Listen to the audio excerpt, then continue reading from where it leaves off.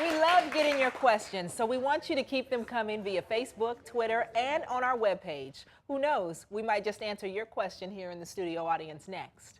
If you need some guidance with a problem, call us now at 1-800-875-HELP. People are standing by right now to take your call and provide some helpful resources. Welcome back. We have been talking with Sophia, who is struggling to move past the death of her grandmother. And joining us is Sophia's 20-year-old son, Nathan. Hi, Nathan. Hi. Are you well? Welcome. Thank you. Thank you. So tell us how the passing of your great-grandmother, how has that affected you, and how has that affected your relationship with your mother? Well, my great-grandmother was like a big supportive. She was very supportive of my career, my singing career, and like, I just remember being a little kid, just always doing Michael Jackson, and she was like, all right, do Michael Jackson, do the hee-hee, sing and all this stuff.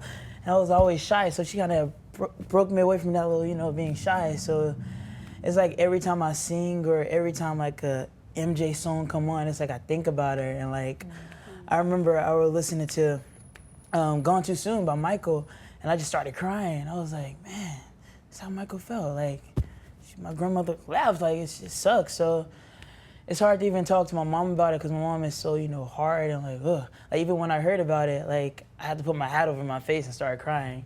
So I just felt weird crying in front of her because she's always taught me to be tough and, crying is a weakness and stuff like that, so. How does it feel for you not to be able to see your mother cry for your grandmother? I've been just crying and stuff, and it's like I don't see her crying. It's like making me feel like, wow, am I really just soft? Like I'm just over here crying in my room, and she just hi. So it's like it's hard. Like cry with me. Like come on, it's crazy. So where does the guilt go a year from now, 10 years from now, when you look up and you've never grieved the loss of the person that you love the most? Well, I don't seem to. I don't really know, but I can say that I remember when my grandfather passed away. I was 6 years old, and of course, at 6 years old, you don't really know what death is.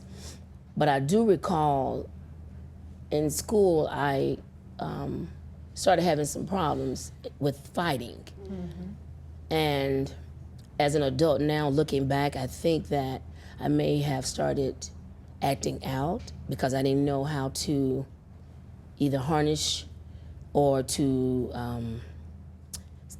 tell what was going on. I didn't know. When he wasn't here, you were starting to become a little vulnerable. You actually shed a tear. The moment Nathan came out onto that chair, you got closed and you were looking at him from the side of your eye and you were trying to be strong. But what that message could send to him, Sophia, is that he can't relate to you. Do you know what I'm saying? It could actually pull you guys apart. I don't know if that's good for your relationship. And you just told us something pretty important. You said, now that I think about it, when I was 6 years old, something happened to me. And I had to harden up and toughen up, and I had to fight my way through life. And so I don't know if it's that your mom doesn't want to grieve or feel. Yeah. I just think it's how she knows to survive. That's right. That's it. yeah. The biggest strength you could show right now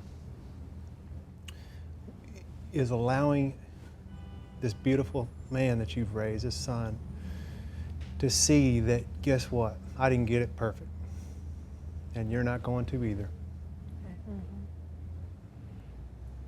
And so, Grandma, if you had a moment, if we could create that moment, and if you could drop the message in that really needed to be said, what would it be? I would say to her that. Let's just do this. Would you mind? Do you mind playing her? Sure. All right. So let's just pretend like she's here, and go ahead and say it to her as if she's sitting right in front of you. Grandmother, I love you, and I want to thank you for taking us in and giving us somewhere to stay and taking care of us. teaching me how to cook sweet potato pies. You know, you're the best. Teaching me how to be independent, how to take care of myself,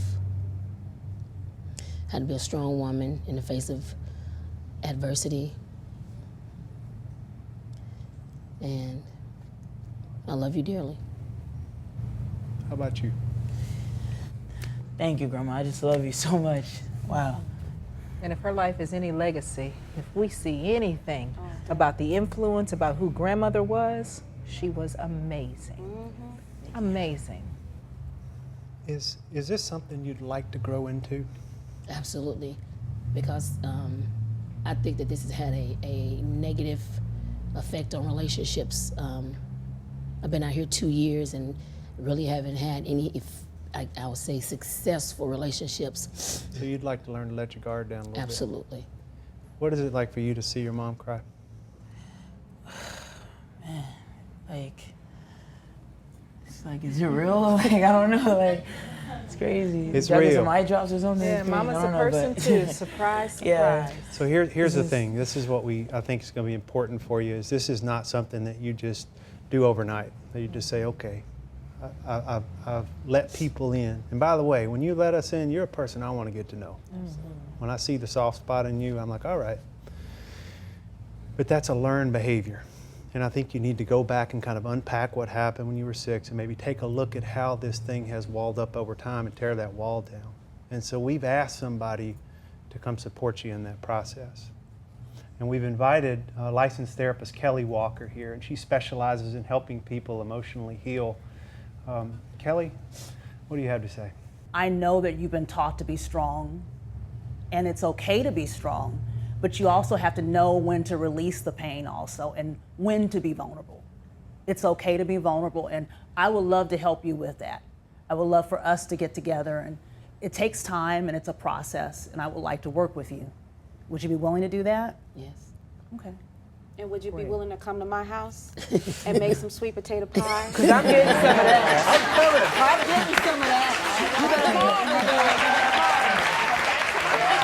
Thank you guys so much.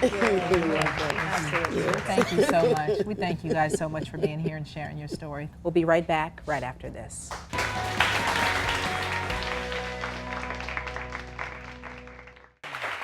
We love getting your questions, so we want you to keep them coming via Facebook, Twitter, and on our webpage. Who knows, we might just answer your question here in the studio audience next.